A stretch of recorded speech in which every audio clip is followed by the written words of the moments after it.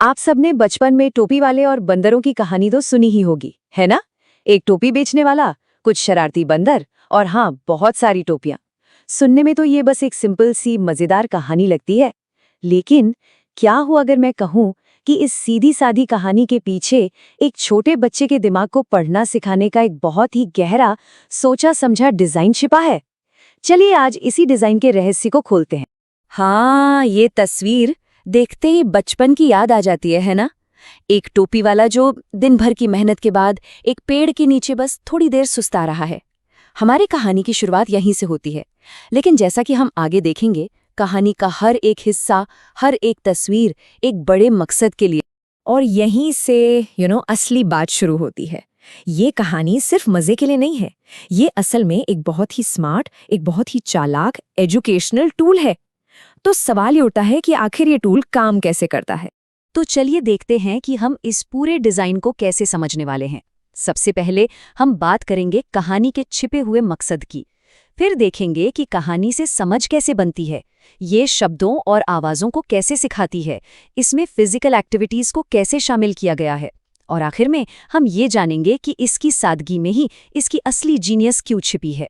तो सबसे पहली और सबसे ज़रूरी बात, इस कहानी में कुछ भी ऐसे ही नहीं है। हर शब्द, हर तस्वीर और हर एक्टिविटी को एक खास मकसद के साथ डिज़ाइन किया गया है। कहानी का जो मेन ट्विस्ट है वो यहीं आता है। थका हुआ टोपी वाला पेड़ के नीचे सो जाता है, और जब वो उठता है तो क्या देखता है? उसकी सारी टोपियां गायब हैं और वो शरारती बंदर उन्हें पहनकर पेड़ पर बैठे हुए हैं। ये एक बहुत ही सिंपल और मजेदार प्रॉब्लम है जो बच्चों का ध्यान फौरन अपनी तरफ खींच लेती है। अच्छा, अब आते हैं असली मुद्दे पर। यह कहानी सिर्फ कहानी सुनाने के लिए नहीं है। इसका इस्तेमाल सीधे सीधे बच्चों में सोचने और समझने की काबिलियत को डेवलप करने के लिए किया जा रहा है। यहाँ देखिए, तस्वीरों का एक बहुत खास मकसद है। ये सिर्फ कहानी को सुंदर बनाने के लिए नहीं है। नहीं, ये सीखने की प्रक्रिया का एक एक्टिव हिस्सा है। इन्हें ऐसा बनाया गया है कि बच्चे इन्हें ध्यान से देखें और इनसे जानकारी निकालें। और इसका सबसे बड़ा सबूत वो किताब में ही टीचर्स के लिए दिया गया ये नोट है। ये साफ साफ बताता है कि सीखने का प्रोसेस सिर्फ सुनने पर नहीं बल्कि देखने पर भी आधारित है। बच्चों को एनकरेज किया जाता है कि वो सिर्फ कहानी सुने नहीं बल्कि ध्यान से देखें, डिटेल्स पर गौर करें और सोचें। ये बहुत ही कमाल का मोमेंट है। कहानी अचानक बीच में रुक जाती है। ये छोटा सा ब्रेक बच्चों को सिर्फ सुनने वाले से एक एक्टिव सोचने वाले में बदल देता है। उन्हें सोचने पर मजबूर किया जाता है कि अरे अब क्या होगा। वो अनुमान लगाते हैं और कहानी से और गहराई से जुड़ जाते हैं। अच्छा, तो कहानी से समझ तो बन गई। अब बारी आती है भाषा की सबसे बुनियादी चीज की, आवाजें। कहानी का इस्तेमाल अब बच्चों को अक्षरों और उनकी आवाज़ों से मिलवाने के लिए किया जाता है। इसी को हम फोनिक्स कहते हैं। तो ये फोनिक्स आखिर है क्या भला? देखिए, बहुत सिंपल है। ये वो तरीका है जिससे हम सीखते हैं कि सी की आवाज़ क होती है और एम की म, मतलब अक्षरों और उनकी आवाज़ों के बीच का कनेक्शन। पढ़ना सीखने के लिए ये पहली और सबसे ज़रूरी सीढ़ी है, और ये कहानी इसे सिखाने का एक ज़बरदस्त जरिया बनती है। अब देखिए ये काम कैसे करता है। मजेदार है। कहानी में आए शब्दों जैसे कैप, मंकी, बास्केट, इन्हीं का इस्तेमाल करके ये लेसन बच्चों को किसी भी शब्द की पहली आवाज पहचानने की ट्रेनिंग देता है।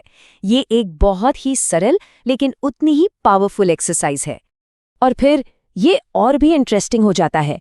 ये पैटर्न पहचानना सिखाता है, जैसे एक कॉमन आवाज ऐट को लेकर और बस उसके आगे का पहला अक्षर बदलकर।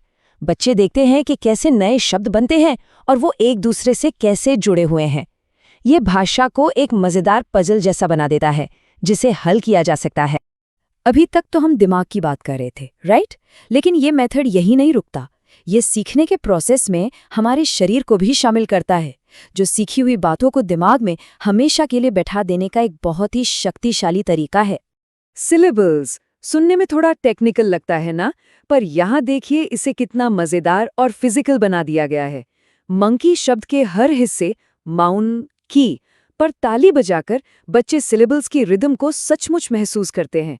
ये एक शानदार मल्टी सेंसरी तकनीक है, क्योंकि जब बच्चे कई इंद्रियों सुनना, देखना और महसूस करना का इस्तेमाल करते हैं तो सीखना और भी ज्यादा मजबूत हो जाता है।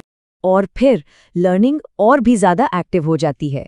शब्दों को सीधे सीधे फिजिकल एक्शन से जोड़ा जाता है। कैच या थ्रो जैसे शब्द अब सिर्फ कागज पर लिखे अक्षर नहीं रह जाते, वो असल में करने वाली क्रियाएं बन जाते हैं।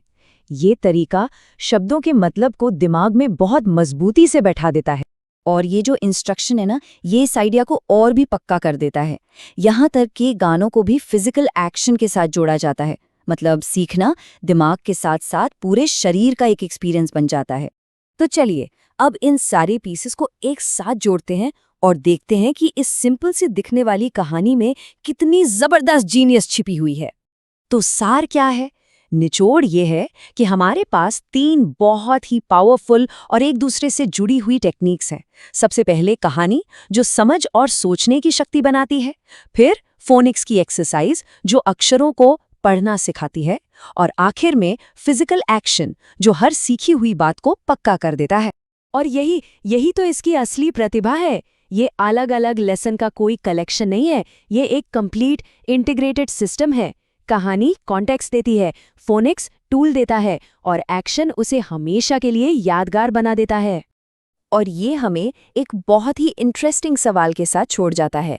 ये हमें सोचने पर मजबूर करता है, हमारी रोज़मर्रा की ज़िंदगी में और कहाँ-कहाँ ऐसी सिंपल चीज़ों में इतना ही सोचा समझा और शानदार डिज़ाइन छिपा हुआ है, जो बस हमारे खोजे जाने का इंतज़ार कर रहा है। स्वागत है। आज हम एक बहुत ही दिलचस्प स्रोत की गहराई में उतरने वाले हैं।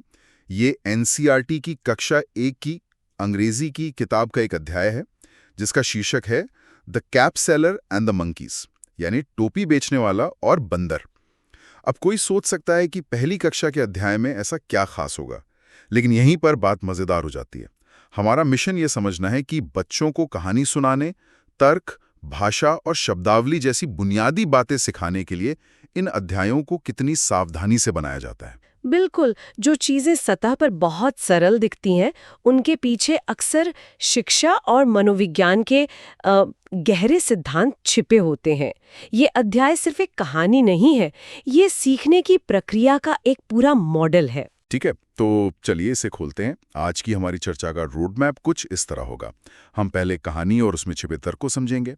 फिर हम देखेंगे कहानी के बाद दिए गए अभ्यासों से बच्चों की समझ और विश्लेषण क्षमता कैसे विकसित की जाती है। इसके बाद हम भाषा की नींव यानी ध्वनि और शब्दांश पर ध्यान देंगे। और अंत में हम देखेंगे कि कैसे कविताओं और गतिविधियों के माध्यम से शब्दावली का विस्तार किया जाता है। तो कहानी शुरू होती है एक टोपी बेचने वाले से, जो अपने सिर पर टोपियों से भरी एक टोकरी लेकर चलता है। तस्वीरों में उसे गांव से बाहर जाते हुए दिखाया गया है। हाँ, और यहाँ तस्वीरों का इस्तेमाल बहुत जरूरी है। छोटे बच्चे जो शायद अभी शब्द पढ़ भी नहीं पा रहे, वो इन तस्वीरों को देखकर ही कहानी को समझते हैं। एक दिन वो एक पेड़ के नीचे सो जाता है और यहीं से कहानी में एक मोड़ आता है। पेड़ पर बंदर थे जो नीचे आते हैं और उसकी सारी टोपियां ले जाते हैं। एक तस्वीर में दिखाया गया है कि बंदर टोपियां पहनकर उस सोए हुए आदमी के चारों ओर खेल रहे हैं। बिल्कुल, ये कहानी का एक क्लासिक सेटअप है। यहाँ दिलचस्प बात यह है कि कहानी सुनाने के लिए तस्वीरों का भरपूर इस्तेमाल किया गया है। हर तस्वीर कहानी के एक हिस्से को बयां करती है। और जब टोपी बेचने वाला उठता है तो वो अपनी टोकरी खाली देखता है। जब वो ऊपर देखता है तो पाता है कि बंदरों ने उसकी टोपियां पहनी हुई हैं। फिर वो गुस्से में बंदरों की ओर मुट्ठी दिखाता है। तो बंदर भी ठीक वैसा ही करते हैं। हाँ, और फिर वो अपना सिर खुजलाता है और बंदर भी उसकी नकल करते हैं। और यहीं पर कहानी का मुख्य बिंदु सामने आता है, नकल मतलब इमिटेशन। कहानी बंदरों के प्राकृतिक स्वभाव का उपयोग समस्या को स्थापित करने और फिर उसे हल करने के लिए करती है। ये बच्चों को अवलोकन और कारण और प्रभाव के बारे में सिखा रहा है। तो यहीं पर टोपी बेचने वाले को एक विचार आता है। रुकिए, यहीं पर कहानी के बीच में एक बहुत महत्वपूर्ण प्रश्न पूछा गया है। आपको क्या लगता है कि टोपी बेचने वाला अब क्या करेगा? अच्छा, हाँ, ये एक सोची समझी तकनीक है। ये बच्चों को अनुमान लगाने और कहानी में सक्रिय रूप से शामिल होने के लिए प्रोत्साहित करती है।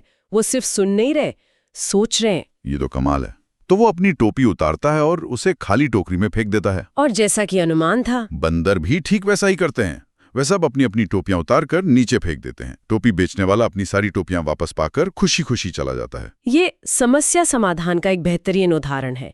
सीख ये है कि बल से नहीं बल्कि बुद्धि से काम लेना चाहिए। मतलब ये समझना कि दूसरा कैसा व्यवहार करता है और उस ज्ञान का उपयोग अपनी समस्या को हल करने के लिए करना। वाह। कहानी के बाद कुछ सवाल हैं। पहला, क्या आपके पास टोपी है? उसका रंग क्या है? और दूसरा, आपको क्यों लगता है कि बंदरों ने टोपियां टोकरी में फेंक दी? इन सवालों का डिजाइन बहुत दिलचस्प है। पहला सवाल कहानी को बच्चे के व्यक्तिगत अनुभव से जोड़ता है। अच्छा, मतलब उसकी अपनी टोपी से? हाँ, और दूसरा सवाल ये सुनिश्चित करता है कि बच्चे ने कहानी के मुख्य तर्क नकल को समझा है या नहीं। ये क्यों वाले सवाल बहुत जरूरी होते हैं। एक और अभ्यास है जिसमें कहानी की 4 तस्वीरों को सही क्रम में, मतलब 1 से 4 तक लगाना है।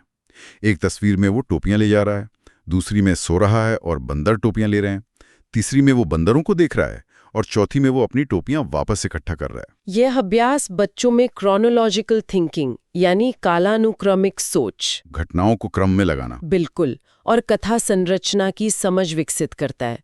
वे सीखते हैं कि घटनाओं का एक तार्किक क्रम होता है, शुरुआत, मध्य और अंत। तो कहानी और उसका तर्क समझने के बाद अध्याय सीधे भाषा सिखाने पर आ जाता है। एक अभ्यास है, circle the words that start with the same sound, मतलब उन शब्दों पर गोला लगाएं जो एक ही ध्वनि से शुरू होते हैं। जैसे पहली पंक्ति में कैप, कैट, कोट हैं, दूसरी में मंकी, मैंगो, माउस हैं, और तीसरी में बास्केट, बैट, बॉल। ये ध्वन्यात्मक जागरूकता या फोनीमिक अवेयरनेस सिखाने का एक सीधा तरीका है। बच्चों को ये पहचानने में मदद करना कि शब्दों की शुरुआत में कौन सी ध्वनि आती है, पढ़ना और लिखना सीखने में एक महत्वपूर्ण पहला कदम है। इसके बाद शब्दांश यानी सिलेबल्स पर एक सेक्शन है। इसमें मॉन्की, डोंकी, बास्केट जैसे 2 शब्दांश वाले शब्द हैं, और शिक्षकों के लिए एक नोट में लिखा है कि बच्चों को हर शब्दांश के लिए ताली बजाने के लिए कहें। ये एक बेहतरीन तकनीक है। ताली बजाने से शब्दांश जैसी एक अमूर्त अवधारणा, एक एब्स्ट्रैक्ट कॉन्सेप्ट को एक शारीरिक क्रिया से जोड़ दिया जाता है। अच्छा, मतलब उसे फिजिकल बना दिया। हाँ, ये सीखने को मजेदार बनाता है और इसे याद रखना आसान हो जाता है। इसे किनेस्थेटिक लर्निंग कहते हैं। फिर अध्याय में ए से जेड तक वर्णमाला भी है, जिसमें हर अक्षर के साथ एक तस्वीर और एक शब्द है। जैसे A for ant, B for bee, C for cat से लेकर जेड फॉर ज़ीब्रा तक। यहाँ शब्दों का चुनाव महत्वपूर्ण है। ये सभी शब्द बच्चों के लिए जाने पहचाने जानवर या वस्तुएं हैं, जिससे अक्षर, उसकी ध्वनि और उसके अर्थ के बीच का संबंध मजबूत होता है। और अंत में एक छोटी कविता है, butterflies butterflies, butterflies butterflies, up up up, butterflies butterflies, down down down, butterflies butterflies, in in in, butterflies butterflies, out out out. इसमें यह भी सुझाव दिया गया है कि बटरफ्लाइज को किसी और शब्द से बदलकर कोशिश करें। ये कविता बहुत सरल लेकिन प्रभावी है। ये दोहराव, लय और क्रिया का उपयोग करके अप, डाउन, इन, आउट जैसे बुनियादी प्रपोजिशन सिखाती है। अच्छा। और इसे अन्य शब्दों के साथ गाने का सुझाव रचनात्मकता को बढ़ावा देता है। इसके अलावा लेट अस स्पीक सेक्शन में सवाल है, जैसे पेड़ पर क्या दिख रहा है या आसमान में क्या दिख रहा है, या बच्चों को इन नए सीखे हुए शब्दों का उपयोग करके पूरे वाक्य बनाने के लिए प्रोत्साहित करता है। तो इन सब का क्या मतलब है? हमने एक साधारण दिखने वाले अध्याय को खोला और पाया कि यह सिखाने का एक बहुस्तरीय और सोचा समझा उपकरण है। कहानी से लेकर तर्क, ध्वनि, शब्दांश और कविता तक हर हिस्सा एक दूसरे से जुड़ा हुआ है। बिल्कुल, ये बुनियादी पाठ सिर्फ अंग्रेजी सीखने के बारे में नहीं है, बल्कि ये कैसे सीखना है, ये सीखने के बारे में है। ये तर्क, क्रम, पैटर्न की पहचान और रचनात्मक अभिव्यक्ति जैसे कौशल का निर्माण करते हैं, जो जीवन भर काम आते हैं। जाते जाते सुनने वालों के लिए एक विचार छोड़ जाते हैं। टोपी बेचने वाले और बंदरों की यह कहानी बहुत पुरानी है और कई संस्कृतियों में पाई जाती है। इसका स्थायी आकर्षण विशेष रूप से बच्चों को ब्रूट फोर्स के बजाय चतुराई के बारे में सिखाने में हमें इस बारे में क्या बताता है कि हम पीढ़ियों तक किस तरह का ज्ञान पहुंचाना महत्वपूर्ण समझते हैं।